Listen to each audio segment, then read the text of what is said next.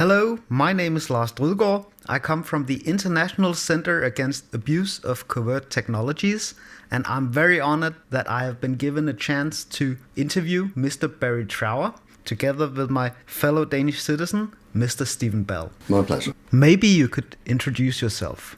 Yeah, I'll tell you how I came into this.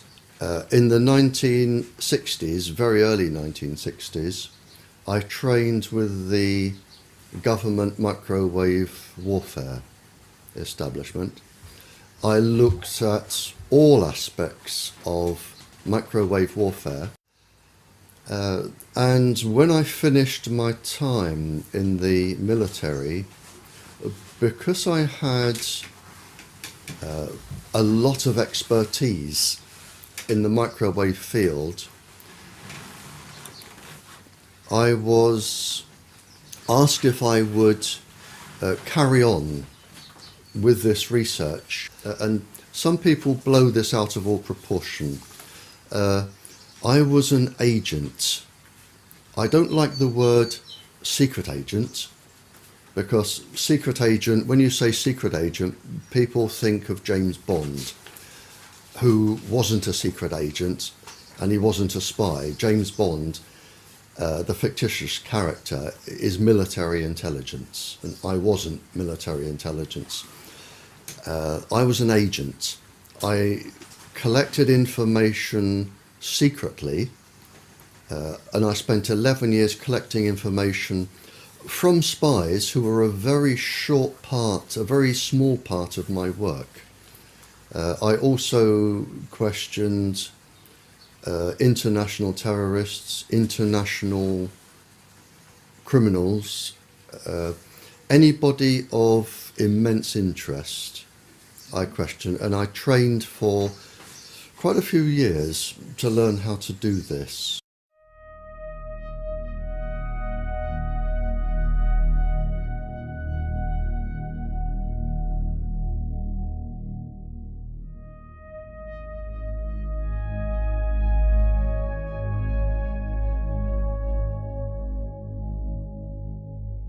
They found that there was an unusual number of breast cancers, childhood leukemias, other cancers, and they couldn't work out why. So they changed some of the staff, and then they went down with leukemias and cancers. And again, they changed the staff, and then they looked into this and found they were being microwaved. And this is where the United States became a little bit naughty. They decided to keep this quiet. The Americans used their own people as initial guinea pigs to develop their own weapons. And then when it was discovered what was going on, initially there was a denial that you always get. Then there was a cover-up report, and finally a very renowned professor, I think he has about 18 professorships, John Goldsmith, he wrote the definitive proper report and found that low-level microwaves were causing an enormous amount of cancers and leukemias and ill effects. And by then, everybody was leaping onto the microwaves as stealth weapons, and they go from there, which was the 50s, right up to and including the present day.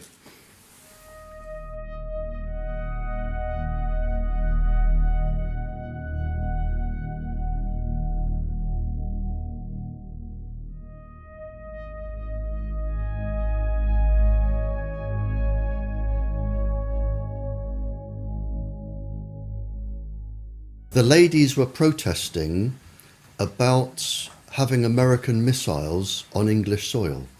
Mm-hmm. And it was a peaceful protest. All they were doing were camping outside the perimeter of the American base. There was no violence, no swearing, no shouting. It was a peaceful protest. And it was found that from the American base, the ladies were being microwaved, and it was actually measured. They were being microwaved to make them sick.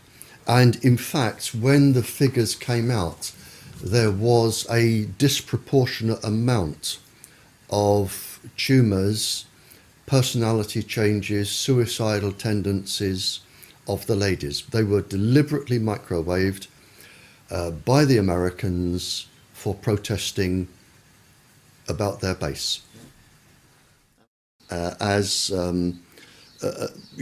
With one pulse frequency, you can just make people so suicidal, they can't be bothered to act like a demonstrator anymore. All they want to do is sleep or lay in bed all day.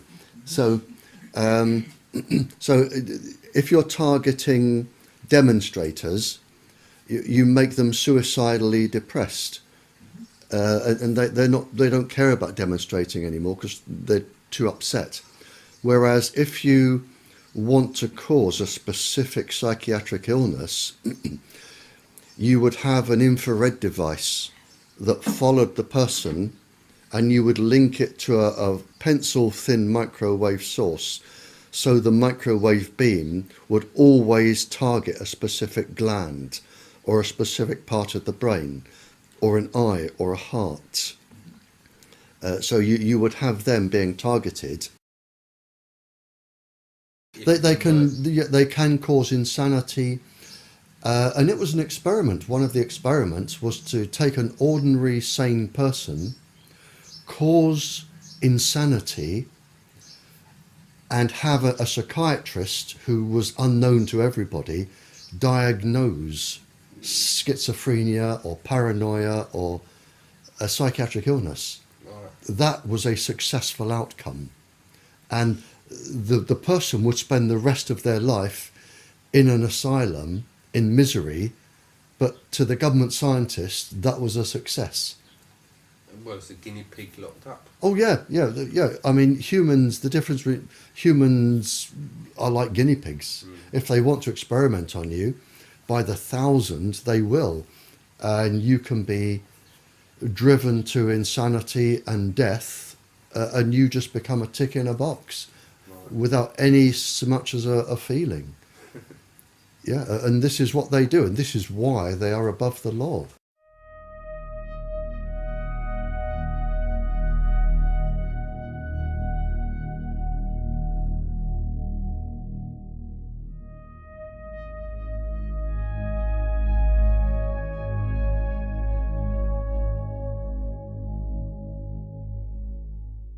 It wasn't until around the 70s that this became secret. For some reason, it was talked about openly.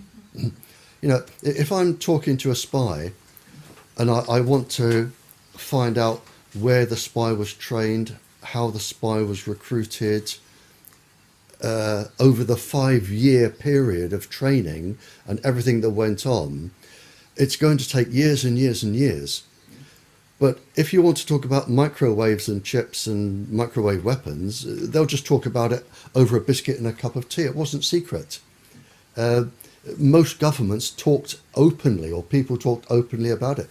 It wasn't until the 70s, mid-70s, that I think the full potential of this globally came into force. And the governments decided then to put everything under the Official Secrets Acts. But until then, nothing was secret. It was just talked about openly. That's actually very interesting. Yeah, I mean, it just wasn't, people didn't know about it. It wasn't general knowledge. You wouldn't meet somebody in the supermarket and say, have you got a chip in? But the people that had them knew they had them, and they would go around talking about them, and other people would talk about them.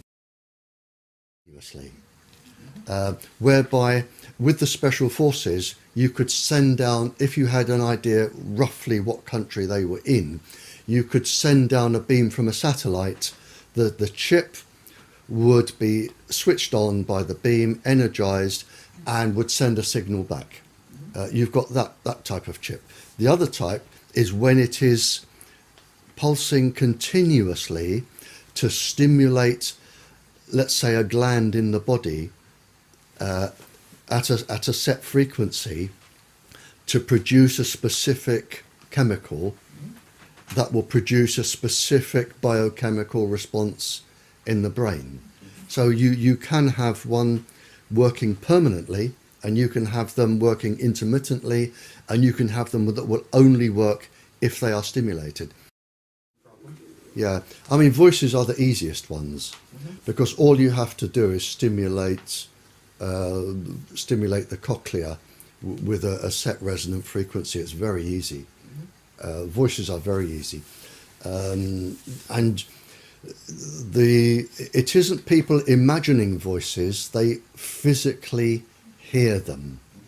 They physically hear, as I'm talking to you, my voice isn't inside your brain. My voice goes no further than an inch into your ear, no further at all. It's the electrical signal that makes you interpret how I sound.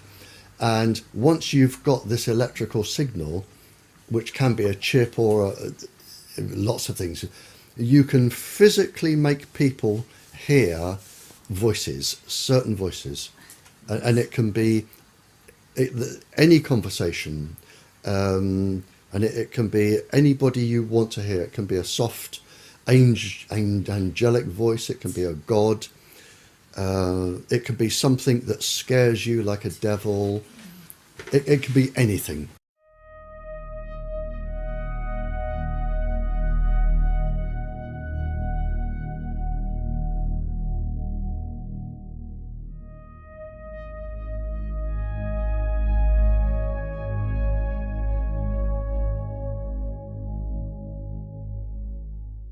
Fair enough. So I was there. I went into the back of a big black car, and it took me off in the dark, and then underneath a huge building in the dark. And I was suddenly thinking, well, hang on, this could be a bullet in the back of the head time. I'm getting uncomfortable here. But he took me out and took me to a room, and he said, I'm an international scientist. He said, and something is really, really worrying me, and I have to tell somebody who can tell the world. Now, I actually knew what he told me, I knew was going on anyway, because it had been discussed in other countries. But he said, it is now possible to genetically change bacteriums and virus, genetically change them. What has been developed now is if bacterium, they can lay, and yeasts, they can lay in the soil for hundreds of years in a dormant stage. And it's known by grave diggers or people who dig up old graves that it's possible when light comes on the bacterium to regenerate the bubonic plague that's been laying in the ground for several hundred years. It only wants that particular frequency and bang, it's active again. You don't need more than 2 brain cells to work out where you go from here. Viruses are neither dead nor alive. They inhabit hosts. If I put a virus inside a dormant bacteria that I know I can spring to life, I go to Norway on a holiday, or Denmark, or Sweden. I just spread the virus around the forests with the dormant bacteria, and I come back. And I can wait, if I like, 100 years, 200 years, or 2 hours. Makes no difference to me. And then all I have to do with HAARP or a similar device is put the frequency, the microwave frequency off the ionosphere, down onto Norway. Whenever I feel like it, the virus will spring to life because their host has sprung to life. This is where we are. So countries can now, just by introducing bacteriums and viruses and whatever, they can totally devastate the economic possibilities of another country. But doesn't that mean that we are in a new Cold War and that the entire military is obsolete? Oh, you're absolutely right. We are in a new Cold War. And this is why countries are developing this. I mean, really developing this. And this is why all of the microwave transmitters are going up everywhere. Because somebody, if they wanted to, could use them for other effects. The system is up and running.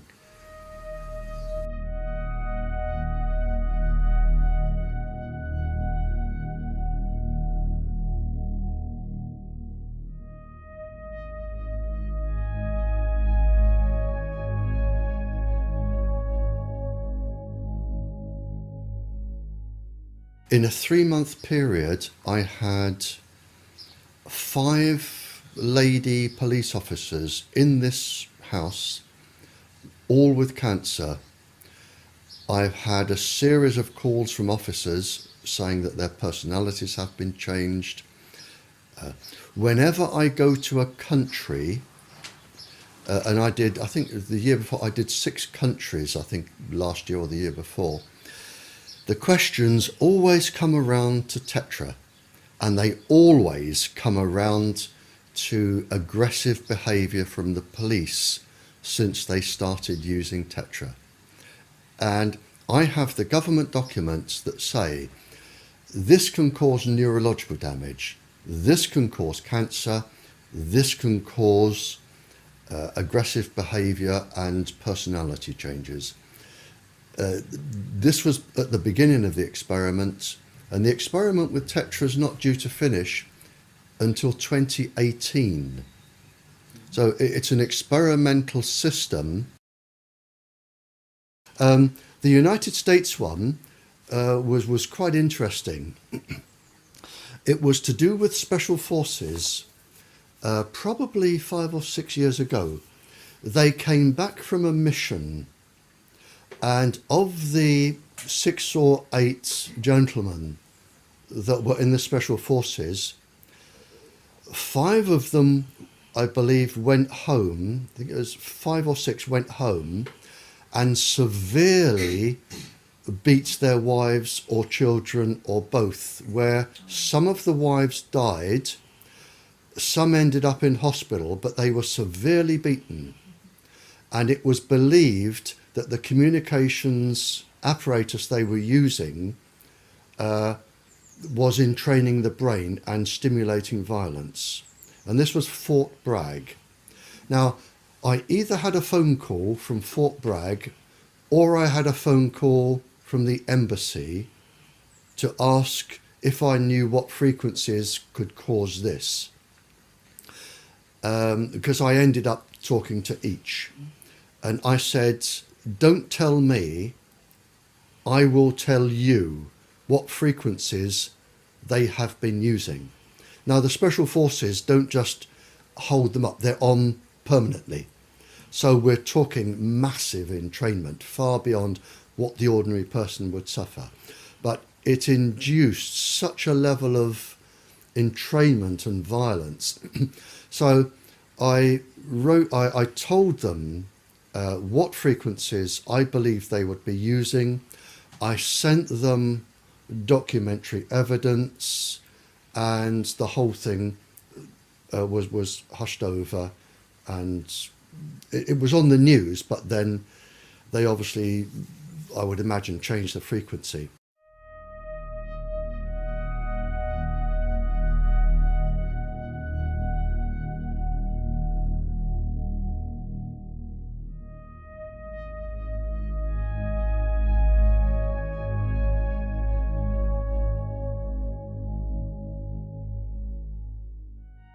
It's been shown that a child using a cell phone, just an ordinary school child, If the child uses the phone for just 2 minutes, the brain waves can take up to 2 hours to return to normal. 2 hours. And that's been published. Now, in those 2 hours, the child's brain is not acting as it should, and it could demonstrate itself in a number of ways. For instance, if the child were in school and made a quick call from the playground, it could be lack of concentration, hyperactivity, bad behaviour. It could be anything like that. And that would slowly ease off over 2 hours. Now that's just from 2 minutes. Now if a child makes a phone call every couple of hours, the brain is going to be entrained permanently. And it's already been published by the industry that a child using microwaves just before bed will have his or her sleep totally disrupted by entrainment. I cited, I think, 200 schools in Europe where a transmitter had been put in or near the playground where they had leukemia clusters. Some of our own MPs here have stood up in Parliament to say that they have 11 children under the age of 11 with leukemia around a transmitter, or 18 children. I mean, it's so. I mean, cancers are reaching epidemic proportions. There are lots of different types of cancers coming up now. I know in China, they've just had a 3,000% increase in parotid gland cancer, which is the side of the face where you would hold a mobile. We're getting cancers of the eye coming up. Obviously, brain tumours. In fact, brain tumours are quite enormous now in terms of numbers. That I read a report, and I read this out in Canada last year. People are so worried about the numbers of brain tumours that they've re-diagnosed 10,000 brain tumours as endocrine cancers to take them off the statistics. And I do know that in the European Union, we have been told that cancers are at epidemic proportions, and we're talking generally cancers between the ear and the brain.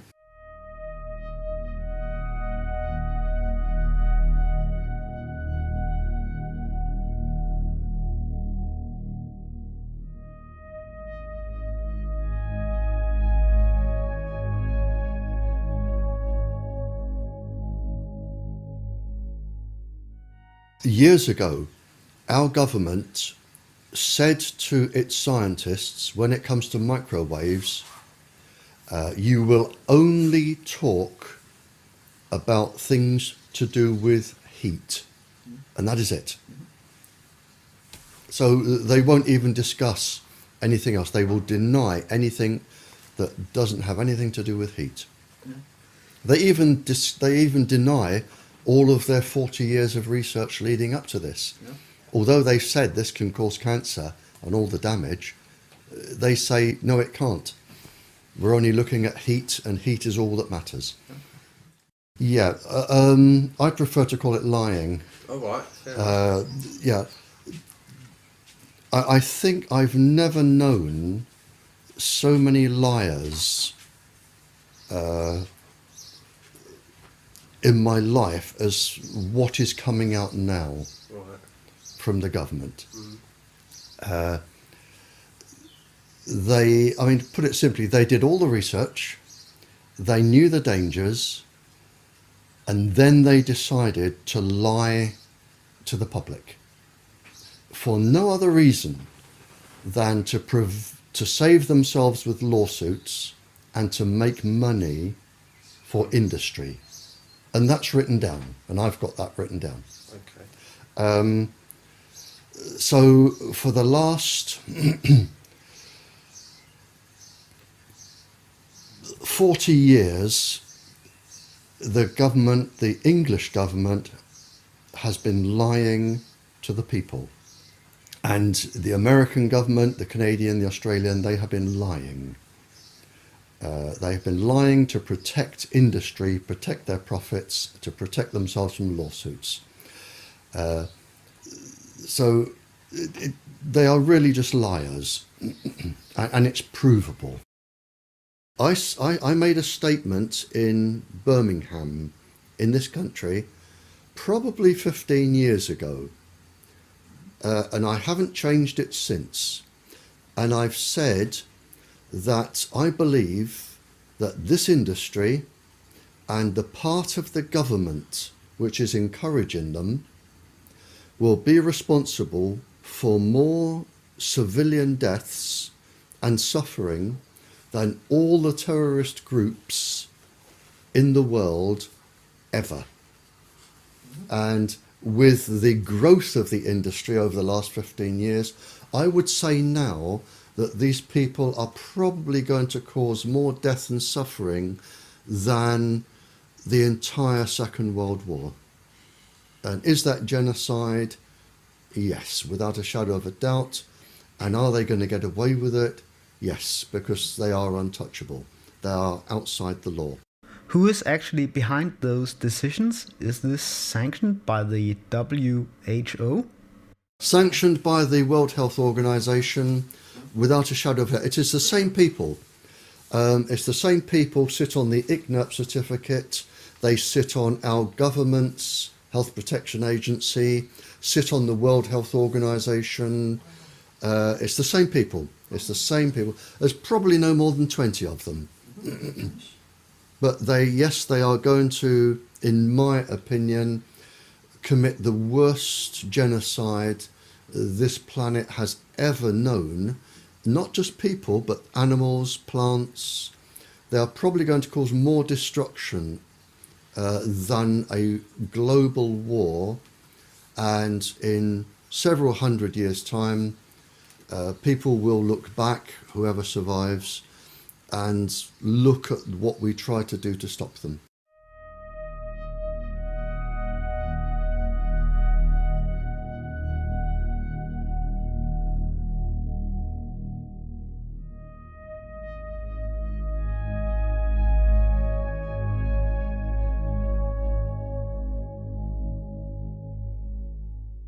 Operation Paperclip. At the end of the war, the scientists were pardoned, most of them. They were pardoned for all of the people they had killed, experimented on. They were given new identities, mostly in the United States. They were given new identities, lived an ordinary civilian life, very well paid, and they went to work in laboratories for the American government. And they handed over all of their research, and this is where it came from. And this was the basis of all of this, Operation Paperclip.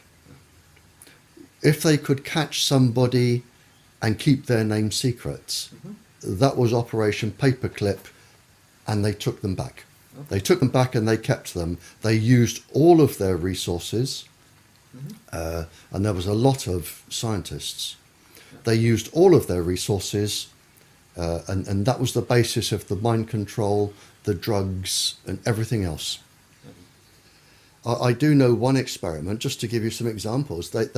I know that they found that with one of the subheadings was the microwaves on pregnant women. And they found that they could cause a 57.7 increase in miscarriages in pregnant women, which is just one experiment, you know. So what you're actually doing is killing 57% of all the children. Again, mixing microwaves or electromagnetic waves with LSD, lysergic acid, on 4-year-olds. they just experimented on people, causing any amount of suffering to the point of death. And if people ended up in metal cages or stone boxes for the rest of their lives, that was the way it was going to be, because they were allowed to be experimented on. But as I say, there is no boundary. There is nothing which, to me, is too low. I mean, if you're going to attack a uterus in a child, you can't get much lower. And this is what they were all about. At the end of the Second World War, a committee was formed by all of the Western Allies, the United States and Russia. And it was called the Nuremberg Treaty. And the Nuremberg Treaty was agreed by all the countries from the end of the Second World War. It was set up to stop people like Joseph Mengele, the Doctor of Death, in Bergen-Belsen concentration camp, where he experimented on twins. And they, from the Japanese torturing the American and the British and the European soldiers, the Germans experimenting, the Nuremberg Treaty was set up, and it's very defined and very succinct. And it says that no person may be experimented upon for any reason, and this includes microwave irradiation, for any reason without their consent. And before they give their consent, they must have full knowledge of the length of the experiment, the outcomes, any potential dangers, any potential ill healths. It must be fully understood and explained, and they must give individual consent. And this includes Tetra, which is an experiment that's going on until 2018 to look for cancer and brain damage. So everybody using Tetra is actually breaking the law, the people organising them. So that was set up. So experiments on people, service personnel, the police officers with Tetra, microwaves, it is all illegal according to the Nuremberg Treaty. As far as I know, the Nuremberg Code and the Nuremberg Treaty was created after the Nuremberg trials. Right, yep. And in the Nuremberg trials, there was a specific trial called the doctors' trials. Yep. Do you recall the sentencing of those trials? They were hanged. Yeah. And I've written it. I've written it in my papers, and I've said it on air in the radio. In fact, I said it, I was on international radio. It went out to 95 countries 2 Sundays ago. And I said, scientists at the end of the war were hanged for what scientists today are doing and getting away with. Absolutely, yep. Sentences you to death by hanging at such time and place as higher authority may direct.